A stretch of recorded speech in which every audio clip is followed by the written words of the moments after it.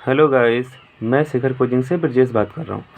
आज मैं हिंदी के छोटे से टॉपिक पे बात करूँगा जिसका नाम है संज्ञा।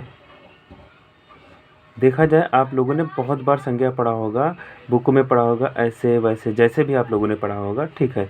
मैं संज्ञा के चैप्टर पे जो भी बात करना चाह रहा हूँ वो थोड़ा सा ट्रिकी बेस पे बात करना चाह रहा हूँ। अगर संज्ञा की आप लोगों ने परिभाषा पढ़ा होगा तो बोलते हैं कि व्यक्ति, स्थान आदि का बोध कराने वाले चीज़ों को संज्ञा कहते हैं। तो मैं इसको एक शब्द के अकॉर्डिंग मैं इसको पढ़ूंगा। जैसे मैं दूसरी लैंग्वेज में इसको मैं नाम कह सकता हूँ, क्योंकि नाम का बोध कराने वाले शब्द को हम संज्ञा कहते हैं। सिंपल सा।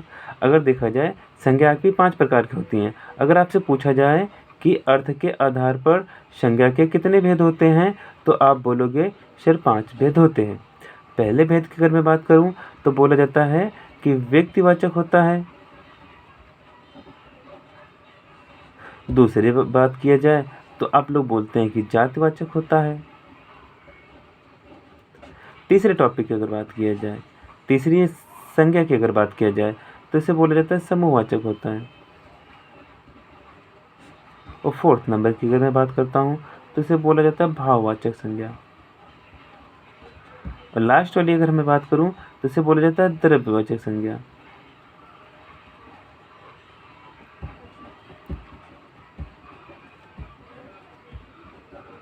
मैं संज्ञा के चैप्टर को बड़ा नहीं करूँगा।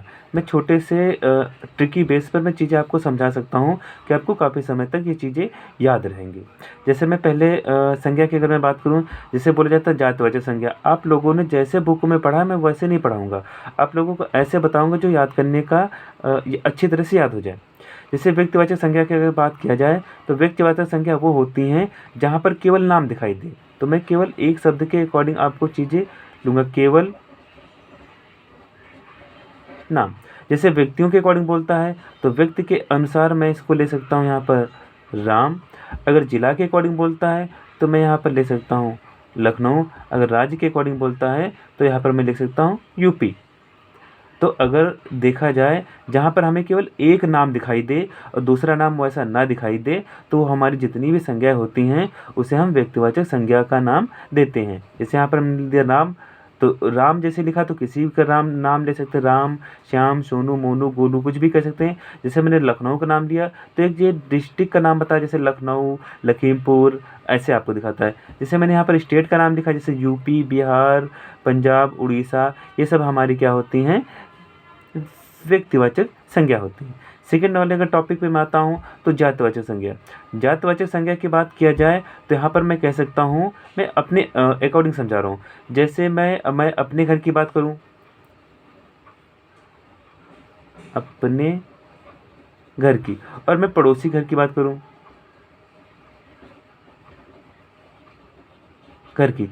अगर अपने घर में चीज़ें कॉमन हैं और वही दूसरे वाले घर में सेम है, मतलब सेम सेम अगर देखा जाए, यहाँ पर भी चीज़ें सेम हैं और यहाँ पर चीज़ें सेम है। जैसे मैं छोटा सा अगर बात करूँ, मेरे घर में अगर गाय है तो मैं भी उसको गाय बोलता हूँ। अगर पड़ोसी वाले घर में अगर गाय दिया है उसे भी गाय बोला जाता है। तो ऐसी चीज़ें जो हमारे घर में और बगल वाले घर में सेम चीज़ें मिलती हैं उनको हम जातिवाचक संज्ञा कहते हैं। जैसे गाय हुआ, तोता हुआ, दूसरे वाले घर में भी तोता बोला जाता है।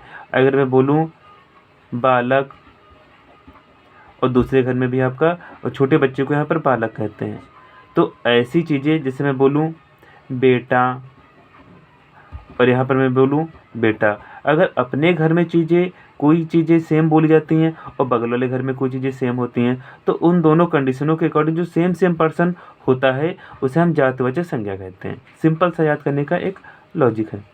अगर मैं बोलूँ समूहवाचक संज्ञा, तो समूहवाचक की अगर मैं बात करूँ तो जो चीज़ें आपको समूह में मिल जाएं उसको हम समूहवाचक संज्ञा कहेंगे। जैसे अगर देखा जाए आप लोगों ने पढ़ा होगा दल।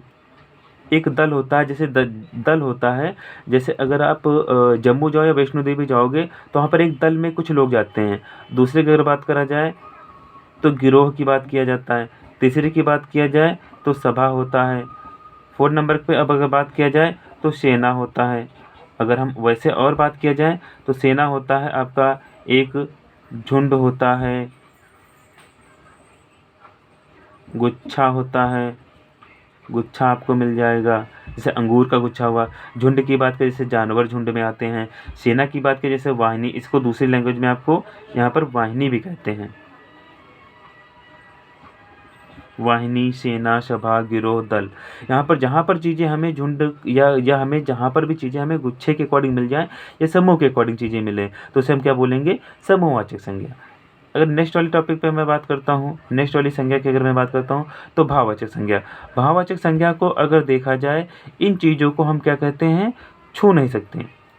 जिन चीज़ों को हम छू नहीं सकते उन्हें हम भाववाचक संज्ञा कहते हैं। जैसे मैं छोटा सा एग्जांपल डाल रहा हूँ, अपने सेंस में मतलब अपने अकॉर्डिंग डालूँ जैसे समझ आए। जैसे बोला जाता है बुढ़ापा, जैसे बुढ़ापा बोला जाए, ये अवस्था होती है, इसको हम टच नहीं कर सकते, लेकिन ये भाववाचक संज्ञा के अकॉर्डिंग जाती है। जैसे बोलते हैं बचपन, ये बचपन जो होता है एक अवस्था होती है, इसको हम टच नहीं कर सकते, बचपन होता है। जैसे बोला गया मिठास, जो मिठास होता है ये हमारा स्वाद के अकॉर्डिंग आता है। जब हम कोई चीज़ खाते हैं तो ज़मीन पे हमें स्वाद मिलता है तो उसे बोलते हैं मिठास। जैसे सौंदर्य की बात करूँ मैं, माना कोई पर्सन आपका बहुत अच्छा लगा या सुंदर लगा, दिखाई दिया, तो बोलते हैं सौंदर्य।